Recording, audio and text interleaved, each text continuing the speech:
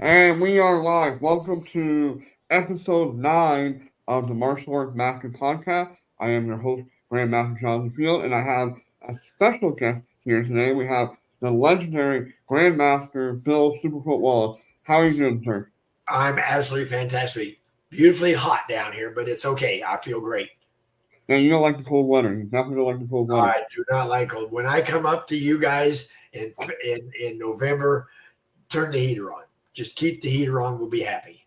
Oh, I agree. So, for people that don't know you, so Grandmaster Bill Wallace was the first ever PKA undefeated middleweight champion of the world. Legendary point fighter. Uh, so, what we're gonna do, sir, is we're gonna actually talk a little bit about your early career. I know you like to talk about that, and then I'm gonna see where this conversation goes. So, can you let us know how you started in the martial arts? Well, I've answered this probably 35,000 times, but it's the truth. I was a wrestler in high school and college, and when I joined the service, they didn't have a wrestling team. They had a judo team, but they did not have a wrestling team. And if you look at it, judo is very similar to wrestling. And so I started playing judo, learned the throws, use the throwing techniques. And then when you go to the ground, you're allowed to use wrestling techniques, certain amount of wrestling techniques. Rather than having to pin somebody, all you do is hold them on their back for 30 seconds and you win the match. So I got started playing judo. And in 1966, I tore my knee up playing judo in Okinawa, and my career was done. My leg was in a cast, and I'm all kinds of just forlorn and, pardon my expression, pissed off because I know my judo career is done. Because back at that time, there was no such thing as arthroscopic surgery. Back then, it was called exploratory. And so I say, well, my career is done. Then a friend says, hey, there's a karate school downtown. Let's go check it out. So we went down in Naha, and we watched this karate class. The guy comes and said, want to do karate? And I went, sure. And he had me stand up. This is serious. He had me stand up and do a side kick. He demonstrated the side kick, had me do the side kick several times because I was in a cast and I couldn't move. I just stood there and threw the side kick. And did that about 35,000 times, I guess. And we left after we were watching the class. And then I came back the next week. And he said, oh, you're back. Now we're doing washigiri. Washigiri is a roundhouse kick. So I did the roundhouse kick. And then a couple of months later on, I get my leg out of the cast.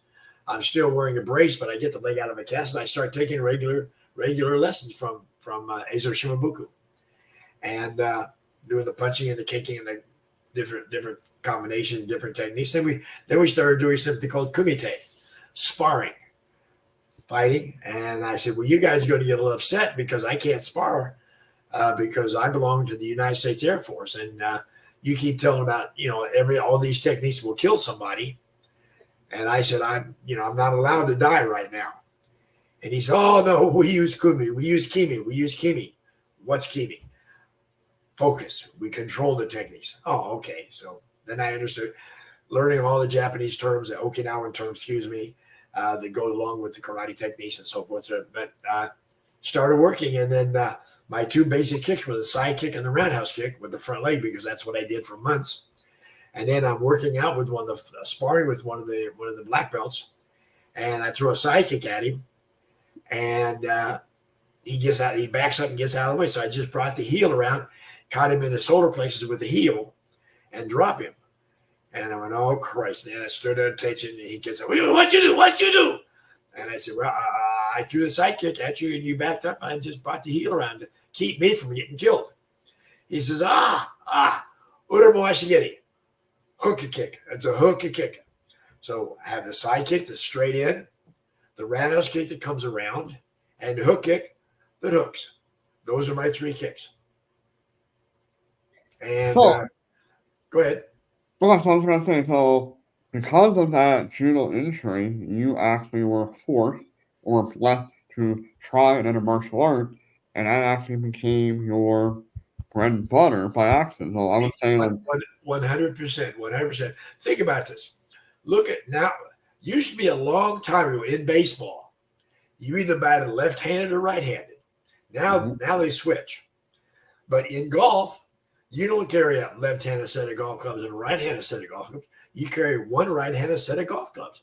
And if you have to change or something like that, you basically are screwed. Look at tennis players. Very few tennis players are ambidextrous enough to play left side and right side. Pool players, they don't play left side and right side. But martial artists, for some silly reason, we want to be just as good one side as we are on the other side. Well, the problem with that is you're not.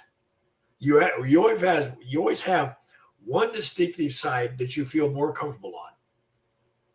Like when I do a seminar, I says, okay, take a fighting stance. Now, if you stand left side forward, that's perfect. No problem at all. If you stand right side forward, that's perfect also, because that's the side you feel comfortable on.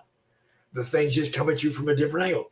Long time ago in boxing, nobody wanted to fight a southpaw, the guy that fought right side forward, because everything came at you the wrong way. And even if you won, you looked bad. Then came along, excuse me. Then came along a guy named Marvin Hagler, and he changed everything. Yeah, I think from a traditional standpoint, it's because we have the kata or the pumse or, whatever they call your forms, and we are taught to do both sides and make it look pretty and, very beautiful. And in a self-defense situation, I totally agree with you. Be able to do both sides, because why? You might have a guy on the left side, a guy on the right side, a guy in front, and a guy behind. They're not going to let you turn and face left side to all other guys or whatever the case may be. So in that situation, it's important to work both sides. But I had an injury to where it wouldn't allow me to use my right leg. I tore the medial collateral ligament, the medial meniscus. So I had to, number one, protect that knee to the utmost of my ability, hence being sideways. I had to keep my leg as far away from you as you could go. I couldn't push off with it. I couldn't extend it. If I extended it, it might come out of joint, and I'm laying on the ground screaming and hollering. So I had to wear a brace. I've worn a brace my entire life, from 1966 on. And we have a stepping movement rather than a pushing off. So that's where all that comes from my knee being screwed up. Basically, so necessity. Your system was developed literally out of necessity as I would say as a defensive kickboxing system. That's the correct way of saying it. Like you're definitely more defensive in the fact that you're sideways, the way your stance is, you're not giving your opponent much to hit. If you look at somebody, if you look at a boxer and have it stand at you, they all stand something similar to this. Okay. Now think about this. Look at me. What do you see to hit? Everything. Absolutely everything. There's nothing that's not open. And look at the chin. It's straight in. So if you catch it right here, I'm going to get nailed. It's going to hurt. And I might even break my jaw or something else. Then all of a sudden I do this. Now, the shoulder's in the way. The chin is basically protected. The shots that you had straight in are no longer there. They're gone. So you're going, okay, what do I do now? And psychologically, that's wonderful for me, because you're going, what can I do now? Because you're looking for an opening that's not there. So now your muscles are contracting. They're tightening up a little bit. You're slowing down. And it's still my turn. Yeah, I totally agree with that. Yeah, for sure. And then, really the only opening per se is, and everybody was saying this on YouTube, or all the people were, they said, well, your head's wide open. If you look here, sideways. We know my head's open, so look at the shoulder. Look at the shoulder. Look at the shoulder. See, I'm standing this way. Look at the shoulder. And all I do is lean back a little bit. Now, see how the shoulder's in the way? Yep. So now that straight in shot to the head is no longer there. Exactly. It's literally like telling people, this is the only target I'm going to give you.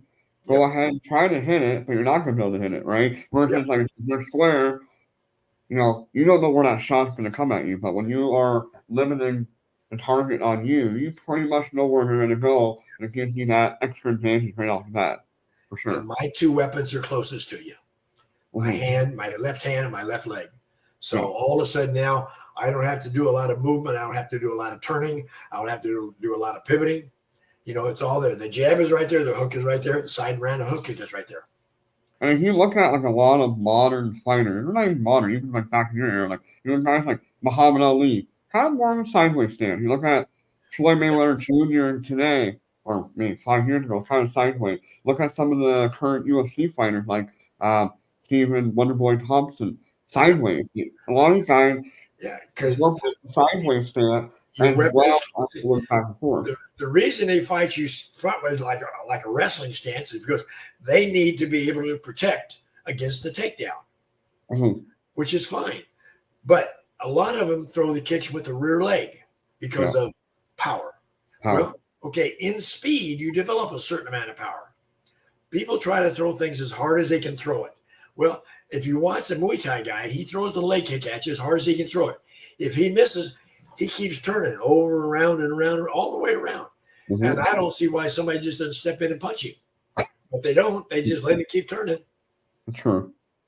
Very true. Yeah, no, like me being a smaller guy, like you're not, neither one of us are big guys, and we got to rely more on the speed to generate that power. Me coming from a power breaking, competitive power breaking standpoint, the only reason why I can hit her Yep. is because of speed. That's the only reason for me.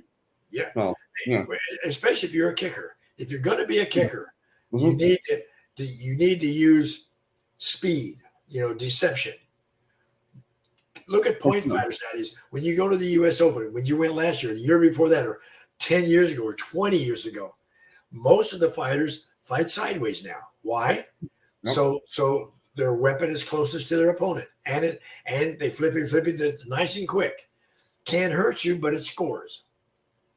And Well, which that's is like that is modern point style, right? Or like the rules say, it's very controlled contact where it's not gonna really do any damage, right? So some people will kind of gripe about the lack of power, but you gotta respect the speed and control of that technique. Now, going back to now it's a your game. It's a era, game.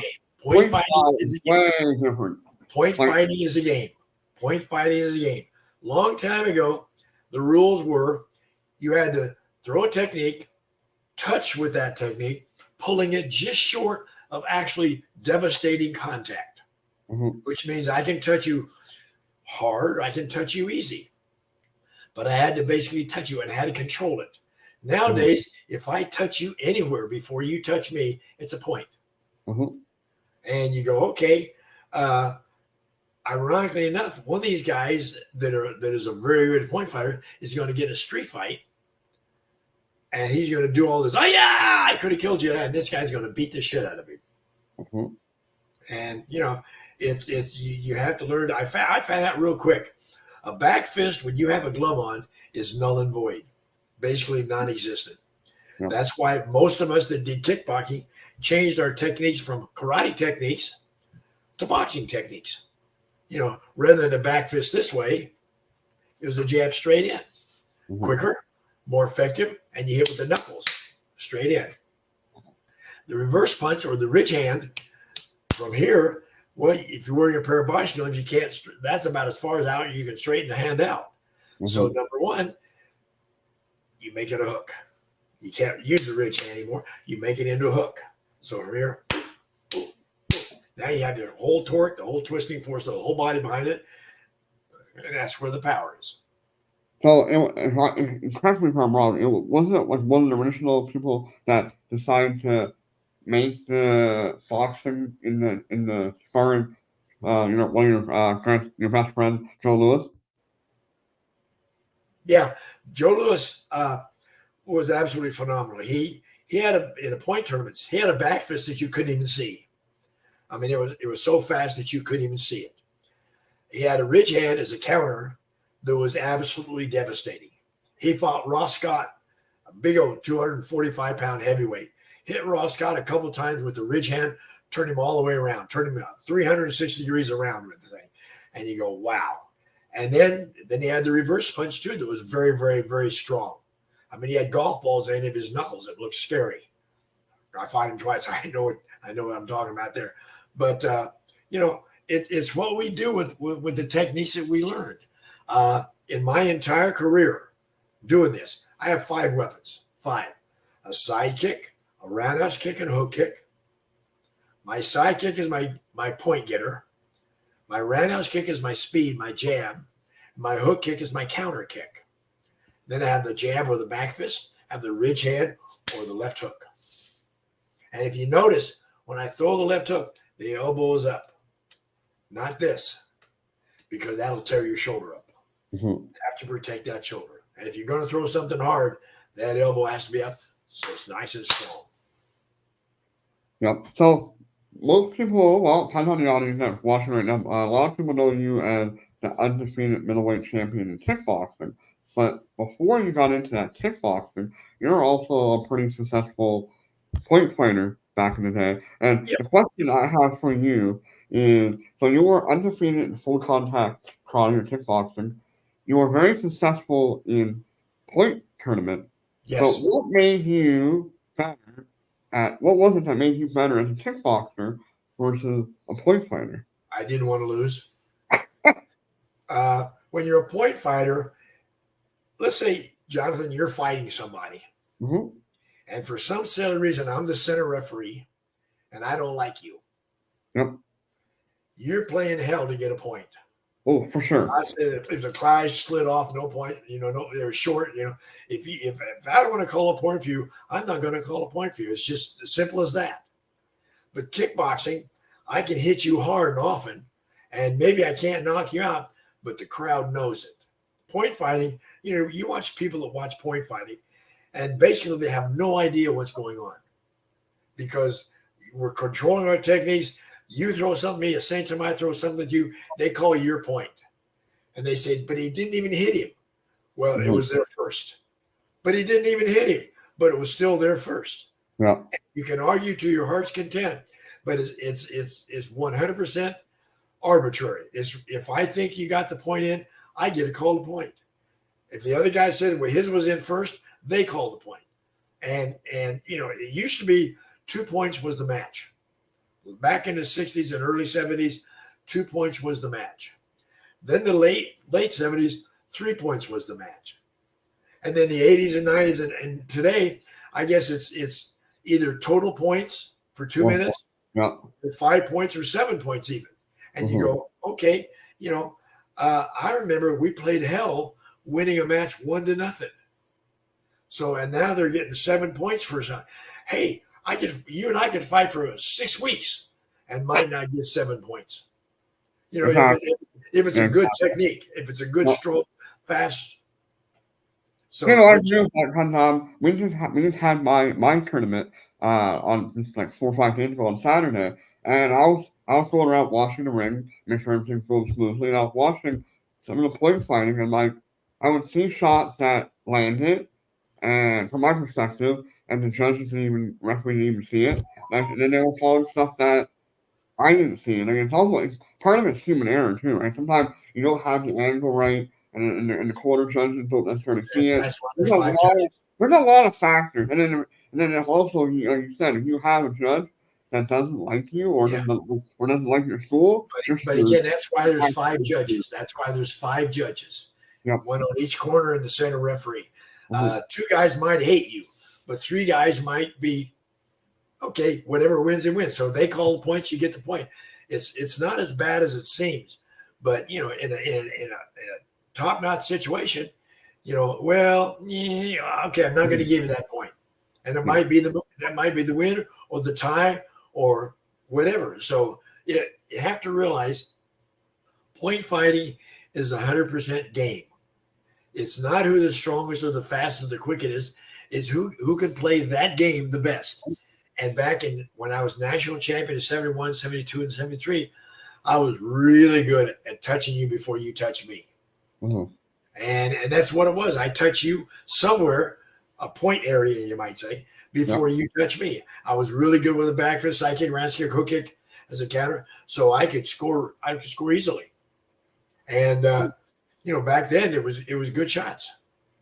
Yeah, no, I'll vouch for the Superfoot System. Obviously, being one of the third degrees in your system. Again, at my tournament we just had on the weekend, my students were trained in the Superfoot System, and to the most part, we were dominating most of the other schools. And actually, some of my black belts that tested with you back in November, they won their sparring divisions. One was continuous sparring, one was point style, and pardon my French, but one of them said this Superfoot shit works. Yes, Like, yes, it does. If you take it with a grain of salt, I mean, you and I aren't built the same. Nothing. If more than anything else, we're different psychologically. So why we do what we do, not just what we do, but why we do what we do. So that's important too, because why somebody does something. I learned to box when I started kickboxing. I learned to box for two very important reasons. First reason was to keep you away from me so I could kick you. The second reason was to keep you away from me so I could kick you. mm-hmm. As a kicker, we need distance between us. And, Yeah, and, now, and the now, jab or the hook gave me that distance. yeah, that was a beautiful thing when I discovered the Superfoot system there a few years back. That's what added to my kicking game. Me being a Taekwondo guy, I know how to kick, but but yeah, you're right. If you get somebody that wants to close the distance and they get past that little bit of the kicking range, it's hard to really defend yourself. But It once is. you have that jab, that for me, I love working the jab into the side kicks and stuff. That works really well for me. And then when I get a little bit closer, the basic jab cross hook sets up for all the other kicks.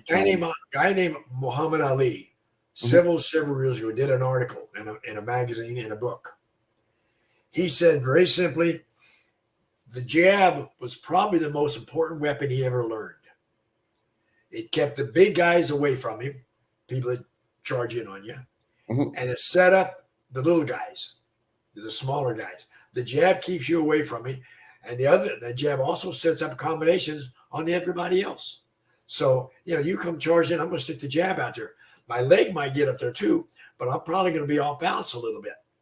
So that might knock me back. I'd rather pop you in the nose with the jab, which stops you right there, and then I can work my combinations with the kicking techniques. For sure, but like a lot of people, there's a lot of people that don't know how to throw a jab though. And you kind of put it up there.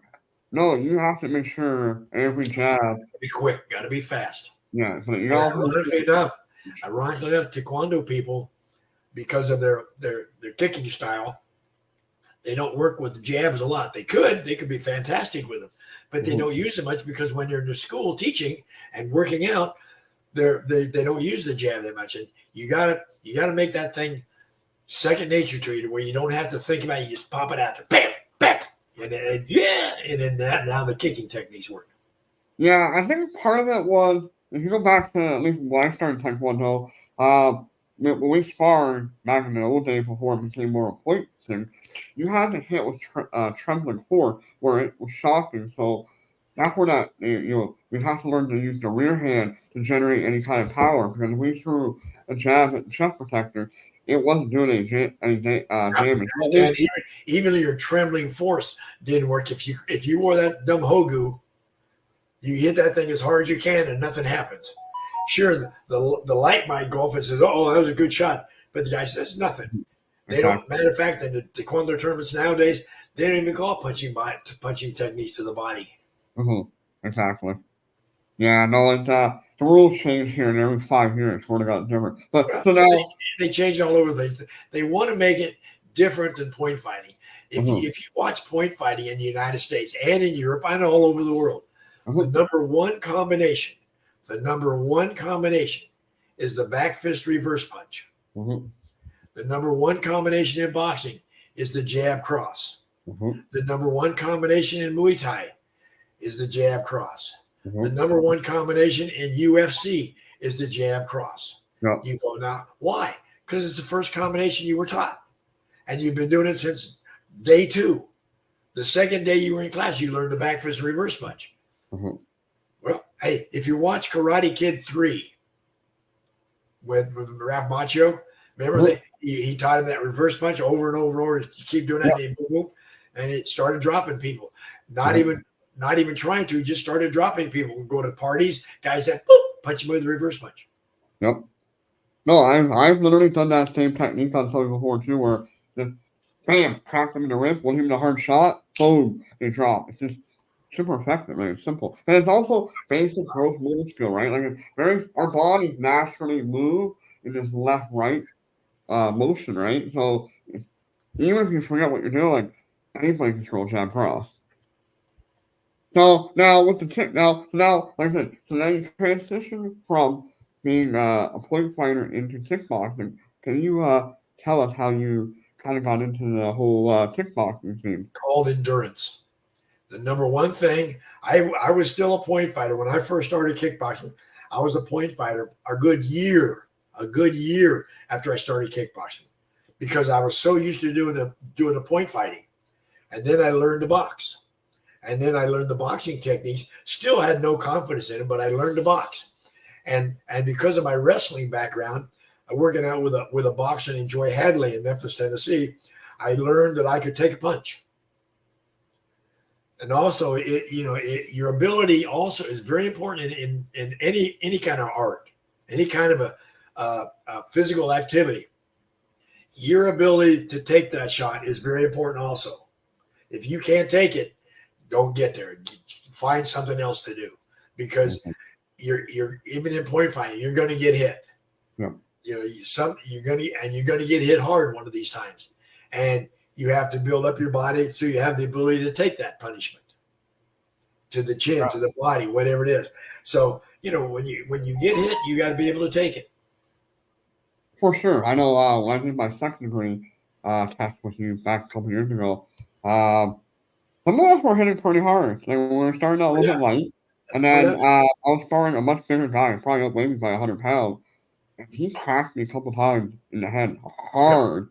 And I got a little pissed. I ended up kicking right in the face with a hook kick. And he backed up with, like, exactly, go hit me hard, because I'll drop you one. But I honest to God think I had a concussion from that one. Honest to God. It was just a Well, little, I'm blind a little bit. Jonathan, let me tell you something physiologically correct.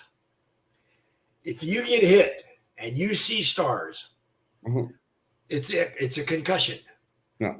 A light concussion, a moderate concussion, or a severe concussion. It's concussion. You see stars. Something in the brain goes, blah, blah, blah, Yep. brain pops around the shoulder. Now, depends on where you get hit on the damage that's occurred. And a lot of times it's very light damage, almost no damage if you get hit once or twice. But if you continually get pummeled, bam, bam, bam, bam, bam, bam, well, that brain swells. Now that brain pushes out all the cranial fluid. Now the brain is lying right against your cranium, or your cranium is right against the brain. So there is no sloshing around anymore. So there is no shock absorber. Now that'll knock you out. That'll knock you out. Why? Because now there's no shock absorber. Yeah. And that's what happens to, well, look at Chuck Liddell. Yep. He was a cat's ass for several years. Gets knocked out with one shot. Comes back, gets knocked out again with one shot. Your brain can only take so much punishment. Why do you think in football they have the concussion protocol? But they don't in MMA. They don't in boxing. I know that they do in kickboxing, or at least here in Canada with our Waco or Waco, Canada kickboxing, we do have a concussion protocol that we actually follow in the school. So like if anybody gets slightly hit hard, we check for signs of concussion. So well, at least here in Canada, we're very careful with that. For sure. But so can you so like I know you said before you don't like getting hit, right? No. So well, I don't think you like getting hit, but you'll hear a lot of fighters before they go into the ring before a fight that they're nervous or they're actually scared shitless. Like, did you ever find that was with you as well? That you were I'm the latter. I am scared shitless. uh, You got to realize, especially for heavyweights, you walk out there and you walk across this guy. This guy wants to beat you within an inch of your life, and he doesn't really care if it is your life, because he doesn't want to lose either. yeah. So, and I was scared to death. For instance, look at Mike Tyson. Remember in his heyday when he was walking back and forth across the ring? Every commentator said, look, he's walked back and forth like a caged animal. Yeah. He might be, but also it's going through his mind. That son of a gets hit. That son of a gun hits me hard, right there, or right here, or right there. I could be dead. Yeah. I mean, heavyweights, one punch can kill you. Yep. Lightweights, not so much, but the heavyweights, that punch can kill you. So you have to, if you're not nervous, you better go find something else to do. because you got to look at the fact that you're going to walk into something one of these days, and it's not a fun thing. Getting hit No. hurts, ruins your whole day. Yeah, no, I will vouch for that. That's kind of how you and I actually met in person. We talked a couple times on the phone, but when I went for my first degree black belt in Orlando, and I was like off the floor then, and I think you saw that I was nervous because you walked in the room like almost came right over to me. But yeah, like I was, being the foreigner, I was like the only foreign person coming down to Florida for a test. I never met any of you guys in person. I didn't know what to expect or how hard the sparring was going to be or anything else. But like when you spar with people that you know all the time, you know how hard you can go, and there's a certain amount of comfort. But when Yeah, you really don't know somebody, when you're sparring with your students, you don't want to hit them too hard. You want to hit them enough to know that you're the boss. You want them to know that you're still in charge, that you're the head guy, and you don't want to hurt anybody because then they don't come back next week. So it's you got to find that fine line between sparring and knocking the hell out of somebody. Of all the guys I've sparred, I did tons of exhibition matches. Even after I retired, I did tons of exhibition matches. And I can count on one hand the number of times I hit somebody hard. The only reason I hit them hard is because they tried to clock me. And, I didn't get this reputation by being a dork wimp. So, and if you've heard me say this, if we spar and there's a chance that one of us might get hurt, I'd rather it be you. For sure. Exactly. And that if we just tappy, that's fun. I don't mind that at all. Yep. But if you want to go hard, let me know and we'll go hard. Yeah, exactly. No, I know there's a video on YouTube. Somebody posted from a seminar way back when, and you're in a gymnasium, and one guy was. I would say you're probably retired at this point, and one guy it was in Houston, Texas. Was challenging you, and he was hitting you hard, and you freaking ran him the whole length of that gym everywhere, and you weren't, like I don't know, like I don't get people that do that where like you're an undefeated world champion, and people get this ego, like, oh, I'm gonna knock him around. Yeah, and it's usually I think it was a brown belt or something like that. Yeah, it's usually not a black belt. It's usually a lower belt that says, here's my chance to get the champion and I can hit him. And I can tell everybody, wow, if we would have fought, I would have been the world champion. And what happened was we were sparring. I sparred about 10 or 15 people before him. And we sparred. I hit him with a shot and I'm turning around walking back to the middle. And he hits me in the back of the head. I said, what are you doing? He said, well, that's the way we spar. No, yeah, okay. So I hit him again and hits me again. I went, you little fucker. Pardon my expression. And so I just started walking him around the ring. He quit. He says he must have quit 5 or 6 times. And he said, nope. We quit when I say we're done. And and I didn't hit him hard enough to hurt him, just hard enough to embarrass him. Yeah. No, exactly. No, I've had that happen. We have. Every school has that. Right? I know. Even a couple weeks ago, I had one of the younger students was he would literally start taking these cheap shots at some of the higher belts, like trying to hurt them a little bit, and it would just instantly crack them on the ribs on the way out. Like I'm like, dude, don't do that. Like they're gonna kill you. It's one of those things, It's also a part of it to living and learning, I guess, at the same time. It's called getting even. Yeah. Or in professional wrestling, you call it giving a receipt. Here's the receipt. But now, so I mean, you really train with everybody. I mean, you the who's who. Actually, Chris Nasty asked me to ask you this, but so of all the people that you've trained with, so who would you think would have gave you the most challenge of all the people that you trained with? Oh, none of them were a challenge. Of all the people that I trained with, there was always a blast. If you can't tell, everybody watching, if you've ever seen me do a seminar, I have a blast. Yeah, well, for sure. I learned just as much doing the seminar as hopefully those people get learning in the seminar. And because I learned little different things about my body, I learned a little different things about your body, how it works for you, how you have to change and modify, play with it.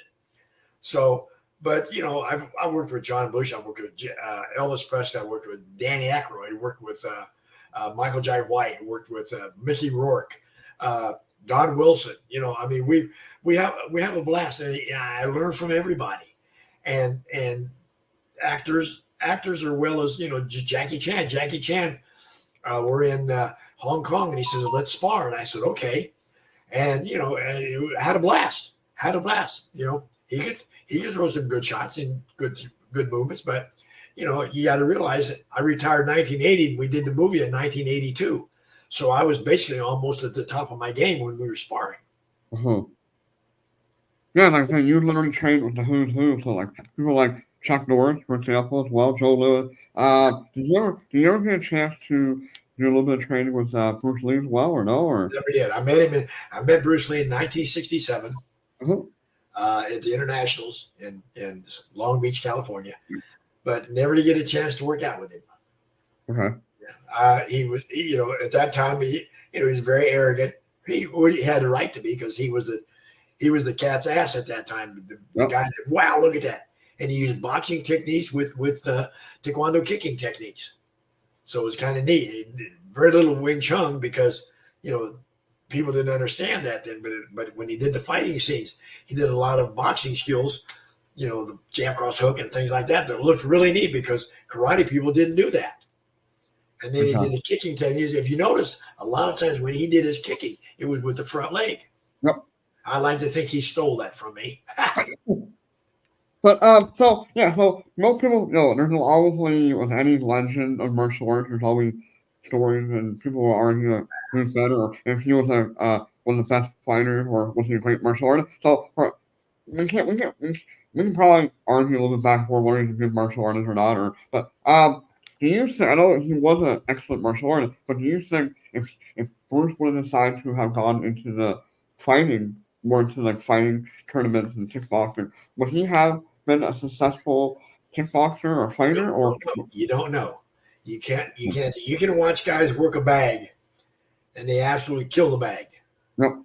You watch people do forms and you think, "God, that's just absolutely perfect. No mistakes at all."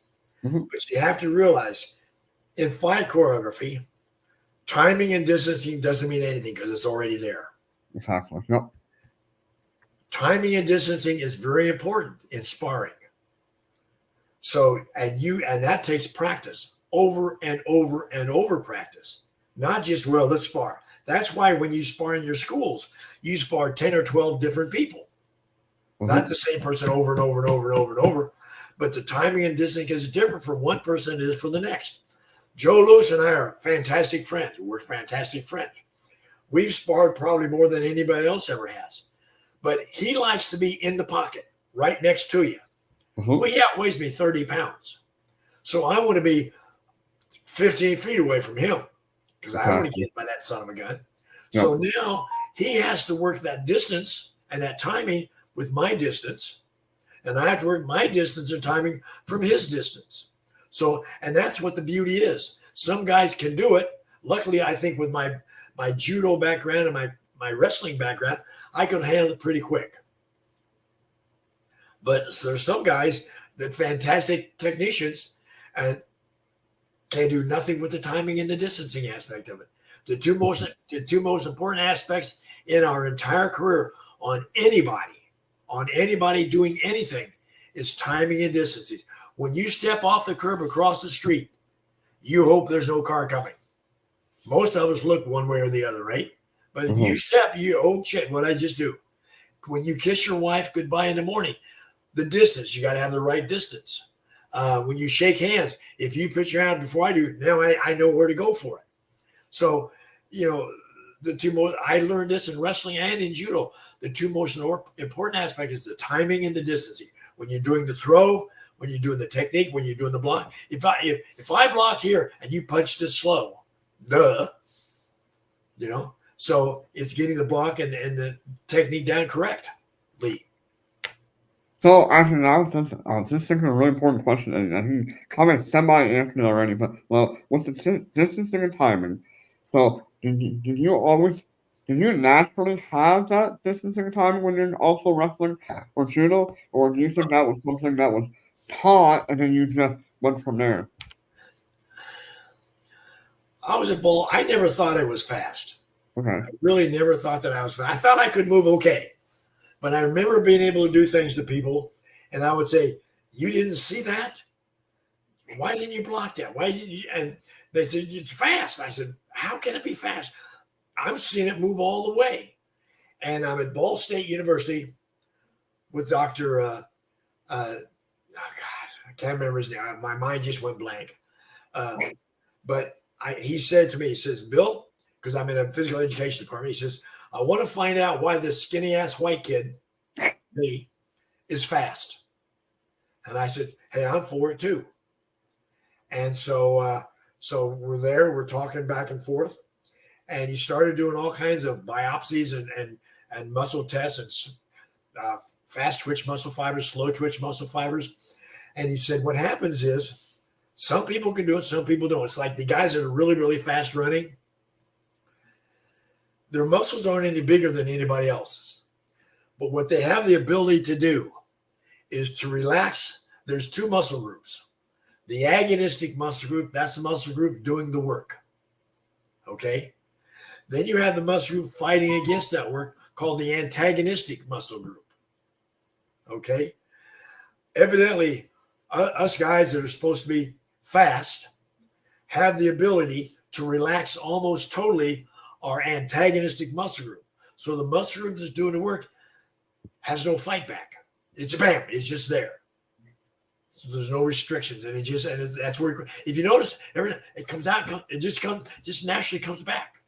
Mm-hmm. I don't move, bam, comes back. Same thing with the kicks, same thing with the punches, and I just started realizing. I said, wow, his name is Dr. David Costel, my mentor at Ball State. But look him up. He was a fantastic person. But Dr. Costel says, well, I did all kinds of research on me. I throw kicking techniques, punching techniques, and so forth and so forth. And he says, I want to find out why you're fast. I mean, at that time I weighed 147 pounds. And why is this skinny, ass white kid that's not dark, not black, is a fast kicker, is a fast puncher, and I used to be able to run the 100 back in 1966 and 67 before I hurt my knee. I could do the 100 in 9.8. 100 yards, not meters. Yeah. Yeah, no, that's incredibly fast for sure. No, it's yeah, so I will say you have that natural ability. There's just something genetically in certain athletes that are just more faster. Not fast. Not fast. I don't like to use the word fast. I like to use the word quick. Yeah, I know. I'm the same way quick. Even in my book, I wrote the word. There's a difference between fast and being quick. Quick is more controlled, I think, where fast is, me and my brain, fast and controlled. Quick is from here to here. Yeah. Fast is running the 100-yard dash. Yeah. They don't ever say a distance. They don't call a sprinter quick. They call him fast. But boxers are quick. Wrestlers are quick. Yep. Judo people are quick because it's a short distance and it's covered very, very quickly. Now, do you think, let's say you didn't get hurt in judo, do you think you would have been as successful as a judo player versus a striker, or? No. Judo was fun to me. Okay. At that time, see, in the service, you find something to do. When you're doing your job 8 to 5, you have to find something to do. I was a wrestler. You either find something to do or go out in the evening after you go off your job, go drinking with your friends. Well, I don't drink. So number one, I'd be sitting in my room reading a book or bored out of my mind. So I wanted to find something to do. So that's why wrestling was close. I wanted to get into. I started playing judo. Yeah, no, I think I'm the same way. I do a little bit of jiu-jitsu and I can stuff, but I'm definitely more naturally a striker. Striking, it's just fun.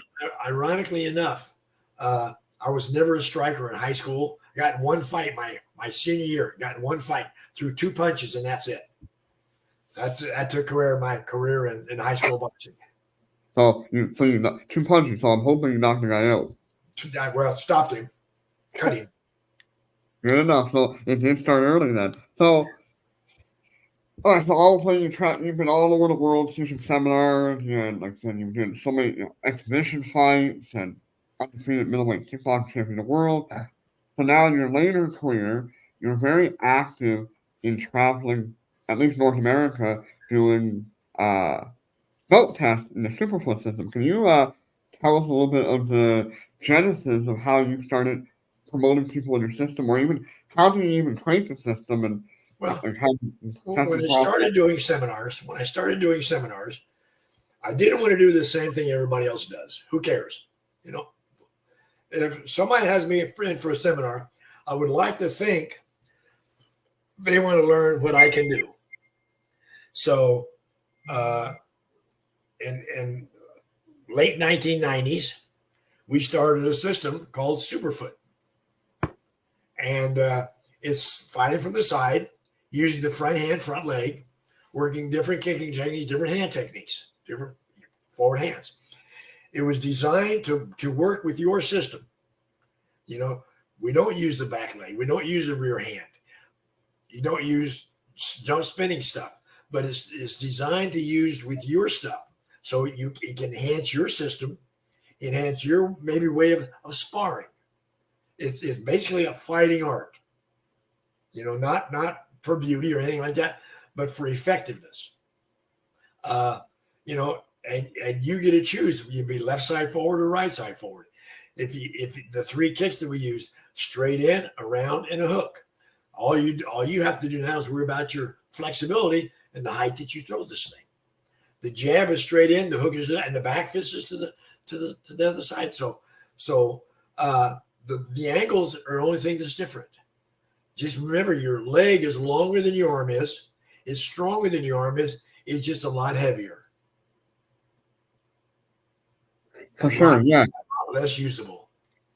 Yeah, I know, like, well, since we started using the Superfoot system too, at my Taekwondo school, like, even if the concept is more important than the technique, especially how to use the hand to set up your kicking technique, and like, using the hook kick or the hook punch, for instance, Yep. it forces you to go sideways for the lead line kicking, but it also allows for somebody that's more of a spin kicker, like a back kick or spinning hook kick, that hook The punch. most important thing about the Superfoot system is you're sideways. So I want the side kick to look just like the roundhouse kick coming at you. And I want the roundhouse kick to look just like the hook kick coming at you. And I want the hook kick to look just like the side kick that's coming at you. So when I throw the technique at you, I don't care how fast or I don't care how strong you have to defend against the kick. Up to this point, you've decided to block the wrong kick, which is great because the hook kick turns into the side kick. The roundhouse kick turns into the hook kick. The side kick might turn into the roundhouse kick. And the hook kick comes back into the roundhouse kick. So now you're doing all this stuff. And the beauty of that is it might not work, but you're not hitting me back. Yeah. So I'm still safe and I'm still protected. And besides, it's making you think. So now you're slowing down. The jab sets up the side kick. The jab sets up the hook kick. Yeah, the jab keeps you away from me, and just straight orthodox boxing jab, straight jab, just left hand jab, straight out, straight back. It's here. See how the shoulder, not this, but this. So the shoulder protects the chin. Yeah, the beauty, like I said, the more that person has to be on the defensive and thinking about it, the more likely you're going to score on them because they don't get the opportunity to score on you because they're too busy thinking, they're too busy moving, they're too busy getting tightened up because they might be getting hit and you're already kind of getting defensive. I don't even really care if it scores. Yeah. It's making you look at it and it's in your face. If I throw the jab this close to you, let's say 2 feet, you at least have to pay attention to it. You just can't go, I'm just going to kill him now. Because you're still going to flinch a little bit. And when you flinch, you tighten up. You've just slowed down. Yeah. So, I've been part of several different styles of testing, and like 2-hour testing, 10-hour testing, 40-hour tests. There's all kinds of ways of testing in the martial art. What influenced you, or how did you create the specific way that you do a test? I know my experience is when we test with you, you're doing about 2.5 hour testing of it's like non-stop. You're trying to kill it until like just before the sparring, and when we're sparring, we're dead. But that's the reality of fighting. That you're gonna fight exhausted. So can you kind of like give us some insights of how you created your style of testing? I had to. It's either that or do nothing. You Mm-hmm. know, if I stand you when I started boxing, I had 4 boxing matches. When I started boxing, I still couldn't push off with my right leg. So I had to be sideways. So I'd step with my left leg. If you watch it, all good boxers step with their front leg when they throw the punch. Mm-hmm. So their body's moving into the punch. Hips and shoulders also, but their body's moving into the punch. So therefore, they have the speed moving, they have the body moving into it, not just the arm. You've heard commentators talk about he's arm punching. Well, I step into it. So now I've got my body, my body moving into the punch, and which is good There's a for me. difference So between I don't get tired either. the difference between hitting with a 5 pound punch versus a 150 pound punch. Yeah. But I you're weigh like 165 pounds, and my 165 pounds is coming at you. yeah, exactly. But with the testing process though, so when somebody goes to test for one of the Superfoot black belt, how did you decide, okay, this is the question I want to do, this is how I'm going to run an actual test? Like, how did you come about that? I don't decide. I have a board: Chris Okay. Natsky, Yep. Jim Ginter, Terry Dow, and Paul Ackland. They're on my board. They run the association with me, and I trust these guys. Let's say one of your students want to go up for showdown first time. Mm-hmm. Okay, they put them through Zoom classes. They get them through the techniques so they know all the techniques, so they can do all the techniques. And when the test happens, I know when I give the test that they can do it. Mm-hmm. I don't fail anybody. I don't fail anybody. I'll just keep working you till you do it right, correctly, or you quit. And that's what it is. That's why it might take an hour and a half, it might take 2 hours, it might take 3.5 hours. Mm-hmm. But you're going to do it. We had a test down in Houston, Texas. One of my good friends kept screwing up. So everybody's going to do it till you get it right. Yeah. He's dying and they're okay, come on, but finally he did it. And he says the best test he ever took, because we don't have a chance to do it wrong. Because out there on the street, you do it wrong, you could be dead. Mm-hmm. In a sparring match, you can be sparring for the Grand Championship of the United States. Do a technique, you get countered, you just got second, which is the first loser. Mm-hmm. Exactly. So, my job is to make you earn it.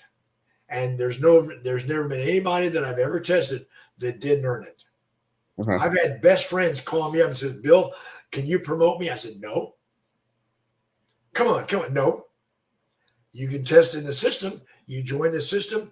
You do the system. You test in the system. Then I promote you. But we're friends. I said, no, we're not. Not when it comes to that. No. No, that's entirely work their butt off. Huh? No. I've had guys that work their absolute butt off to make black belt under me. I'm not going to just give it to somebody because he's my friend. Yeah, there's too much of that in we all seen it online where like somebody has like 7 or 8 times You got black belt. $300 and you got and you've been doing martial arts for 2 years. I'll promote you to black belt. Yeah. No, like I said, I'm a 7th dan in Taekwondo, but I'm only a 3rd dan in your system, and yeah, Because like in my system, I'll vote for it.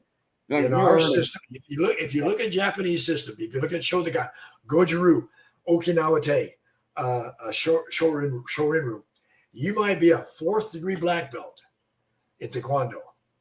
Mm-hmm. But when you start in the Shorin-ryu system, you start as a white belt because, matter of fact, the techniques are different, the stances are different, the punches are different, the kicking techniques are different.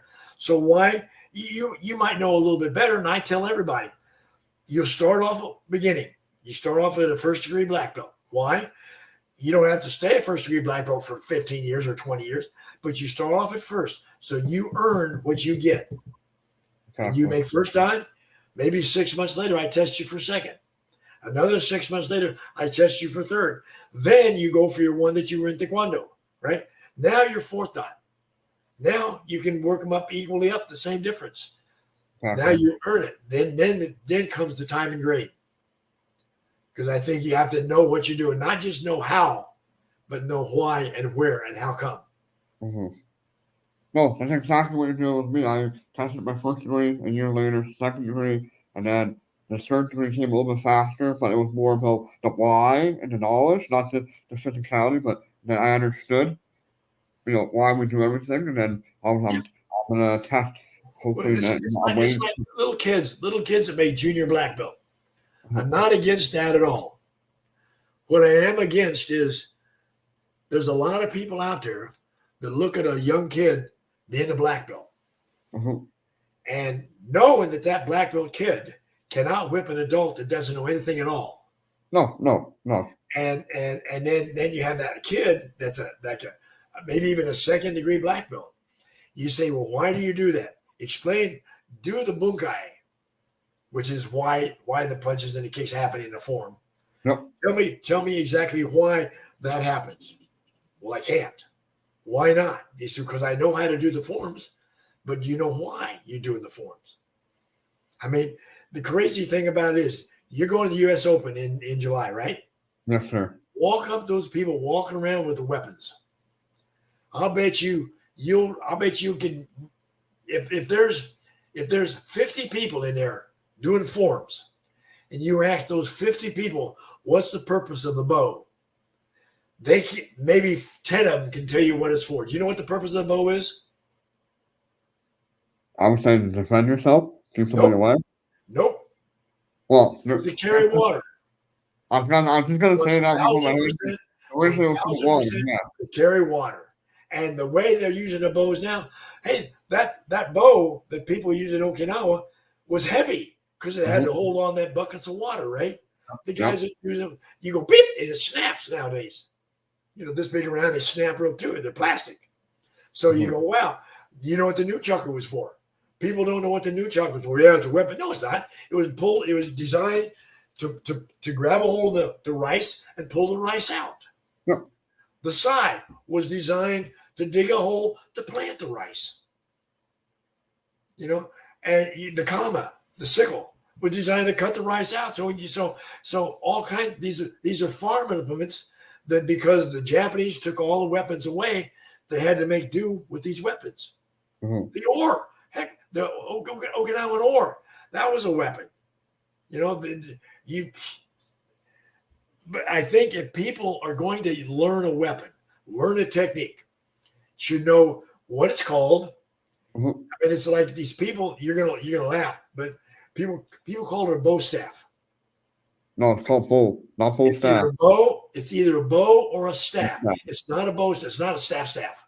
Exactly. That's what we talked about here, where we're trained so much to say that, but it's like saying hello, or thank you, right? Yep. No. Yeah. And that's the instructor's fault, because he should know we're going to work bow staff. No, you're not going to work a bow or a staff. Duh.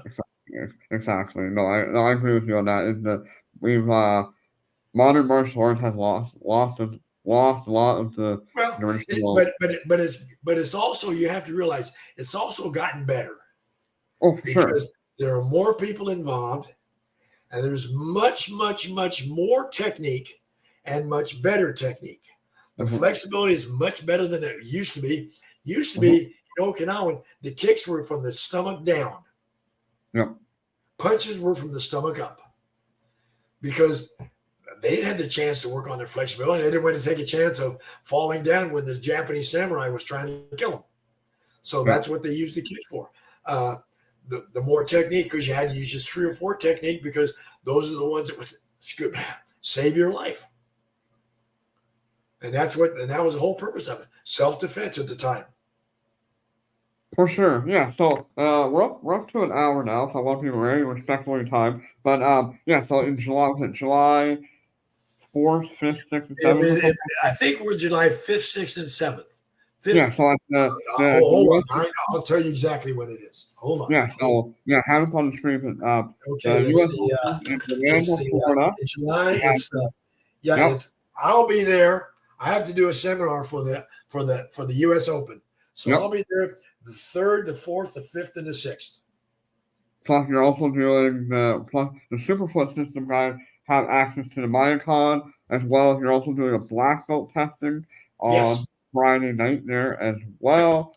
So anybody that's interested, go ahead and go on to the superfootsystem.com website or go over to usopen-karate.com and you get all the details and go to competition. That's how I started my international competition was at the U.S. Open, and go through some training with the Wallace as well. And thank you for spending this hour with us, sir. No problem. And check out Superfoot Dojo on Zoom.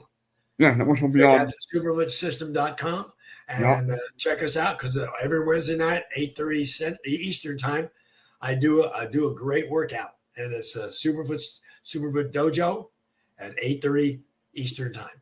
And also, if you guys want to hear any more stories about Superfoot that we didn't cover, I was trying to actually purposely avoid these stories, but you can go ahead and go to the official Superfoot YouTube channel. There's all kinds of stories on there, little short videos on how he's done some of the techniques, all excellent, great resources. So, thank you very much, sir, and I'm looking forward to seeing you. Thank you guys very much. I'll see you in July, and Jonathan, I'll see you in July. Yes, sir. We'll see you Thanks, then. everybody. Remember, it's fun kicking people. For sure.